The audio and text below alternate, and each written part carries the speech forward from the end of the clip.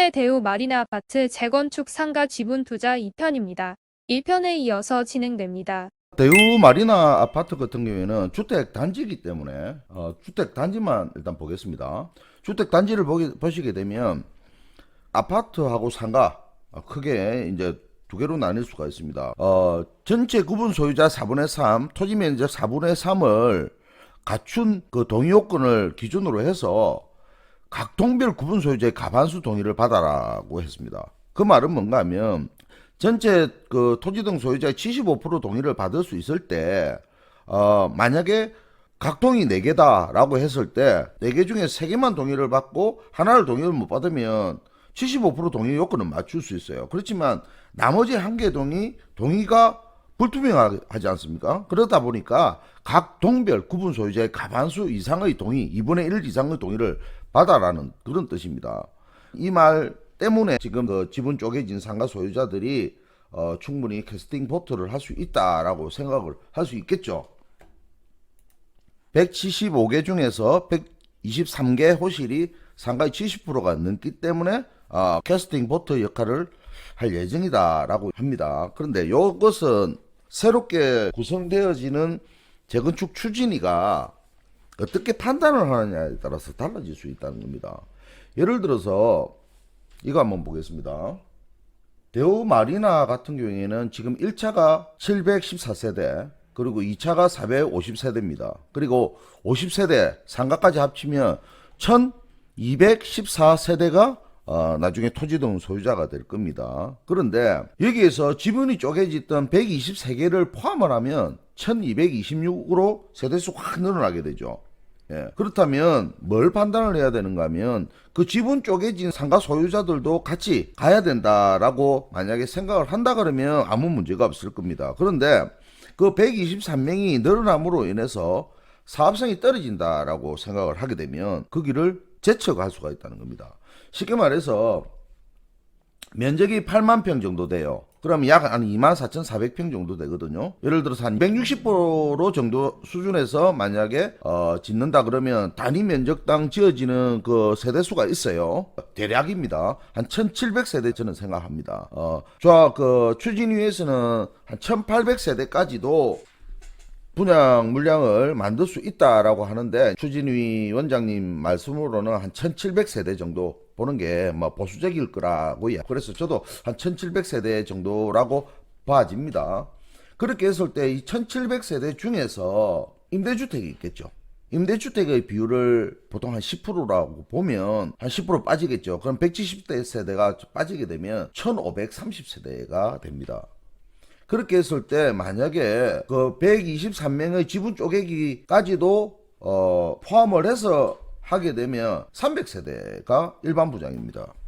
그러면 사업성이 그렇게 좋지가 못해요.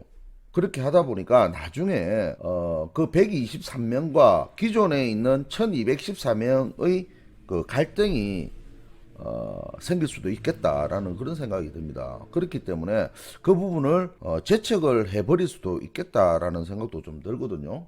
그것은 그림을 보면 아실 수가 있어요. 지금 대우 마리나의 상가동이거든요. 상가동이 한 동입니다. 한 동이기 때문에 이 사람들을 만약에 넣게 되면 그 아까 말한 대로 그분들의 주장이 맞죠.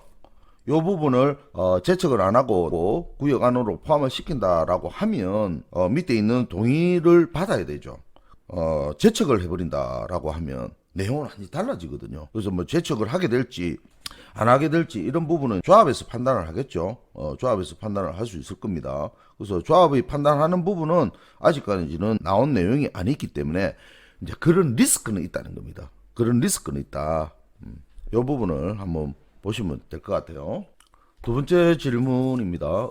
언제 재건축이 가능할까? 이래놨는데 현재 재건축 추진위가 발족되어 조합 결성 중이며 여기는 아직 재건축 추진위가 발족이 안 되어 있습니다. 그리고 조합 결성도 안 되어 있고요. 왜냐면 여기는 사전 타당성을 통과를 받아야 돼요. 사전 타당성 통과가 되어야지만 주거지 생활권계 그걸 수립하고 정비계획 수립해서 또 경관심의라든지 여러 가지 받아야 되고 그래서 정비구역 지정을 밟고 나면 재건축 추진위가 만들어집니다. 근데 이제 통상적으로 보통 재건축 추진위를 이야기하는 게 정비구역이 지정이 되고 난 뒤에 재건축 추진위가 있고요. 지금 보통 동의를 받는 가칭이라고 하죠. 법적 기관으로 설립된 곳이 아니기 때문에 추진이라고 표현을 하지만 그거는 단어 선택에 좀 유의를 좀 해야 됩니다. 그래서 어쨌든 재건축 추진위는 발족이 안 됐고요. 또 조합 결성 중 이것도 아직까지 한참 멀었습니다. 그리고 서울에 이제 신속 통합 기획으로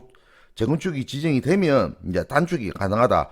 이분들은 뭘 이야기하고 싶은가 하면 이제 신속 통합 기획이라는 걸 통하면 재건축 구역의 지정 기간을 엄청 단축시킬 수 있는 부분이 있습니다. 요거는 우리 부산에는 해당이 안 돼요. 요건 서울에만 해당이 됩니다. 도시 및 주거환경 정비 기본 계획이 있어요. 거기에 따라서 우리 부산은 하는데 신속 통합 계획은 우리 부산에는 해당되지 않는다라는 그런 내용입니다. 이 부분은 팩트하고 좀 다른 것 같습니다. 아파트를 자기 부담금 없이 받을 수 있을까? 재건축은 재개발과 달리 조합과 협의에 따라 보상이 결정이 됩니다. 동의 없이는 재건축이 불가능하며 세평 소유자들이 동의 없이 재건축이 불가능하지는 않아요. 아까도 말씀드렸지만 재건축 구역을 지정받기 전에 추진위원회에서 그 123명을 같이 갈 것인가 안 갈 것인가를 판단을 할 겁니다. 그렇기 때문에 그 소유자들도 동의 없이 재건축이 불가능하다는 이 말은 틀립니다. 그리고 재건축은 재개발과 달리 조합과 협의에 따라서 보상이 결정됩니다. 이 부분은 맞을 수 있고요. 그분들이 적은 물건으로 인해서 현금 청산을 할 수 있다는 여기는 재건축이기 때문에 정확한 표현을 하면은 매도 청구가 되겠습니다. 그래서 요 부분은 자기 부담금 없이 받을 수 있을까에 대한 부분은 123명을 넣어서 갔을 때 아무래도 이분들한테까지 조합원 분양 혜택이 있기 때문에 사업성이 많이 떨어지거든요. 그래서 1214대로 해서 만약에 1530개를 짓는다 그러면 123명이 들어오는 것보다는 사업성이 좀 나아지겠죠. 이런 부분이기 때문에 분명히 추가 분담금은 나옵니다. 계약 후 이중매매 등 법적인 문제가 없을까? 물건은 뭐 사고 팔고 하는 데 있어서 뭐 법적인 문제는 별로 없을 겁니다. 이 물건을 사서 내가 원하는 아파트 조합원 입주권을 만약에 받지 못하게 되었다면 나는 이 물건을 사지 않았을 거라는 어떤 그런 부분은 좀 있겠죠. 그래서 이 부분이 어떻게 이제 설명을 하고 확인 설명을 했는지 그 부분에 따라서 달라질 수는 있겠습니다만 사업 보정보험 발급을 해서 공제증서를 첨부를 시켜놨는데 이 공제증서라는 것은 개업공인중개사들이 저도 개업공인중개사입니다. 개업공인중개사가 중개를 하면서 잘못된 설명을 한다든지 잘못된 판단을 했을 때 의뢰인한테 피해를 줬을 때 보상을 한다는 그런 뜻이기 때문에 이 공제증서가 있기 때문에 무조건 안전하다라고 표현을 하는 것은 좀 적절하지 못하다라는 생각이 좀 듭니다. 중요한 건 그런 것 같습니다.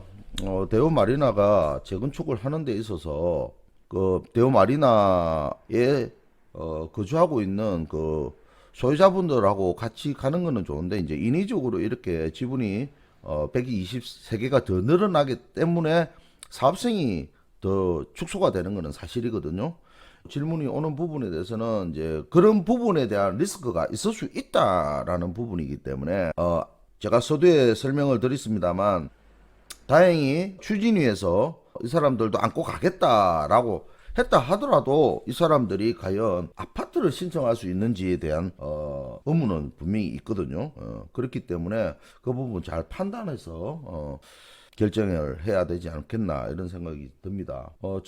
처음에도 말씀드렸지만 저희 어떤 개인적인 생각을 가지고서 말씀을 드렸던 부분이고 단지 이제 판단의 근거는 제가 나름대로 팩트에 근거해서 설명을 드렸습니다. 그럼에도 불구하고 본인들이 판단하는 겁니다. 본인들이 판단하는 거기 때문에 저는 제가 할 수 있는 범위 내에서 리스크 관리하는 측면에서 말씀을 드린 거기 때문에 개인들의 어떤 성향에 의해서 투자 판단을 하시는 거기 때문에 여러분들이 알아서 이제 판단을 하시기 바랍니다. 감사합니다.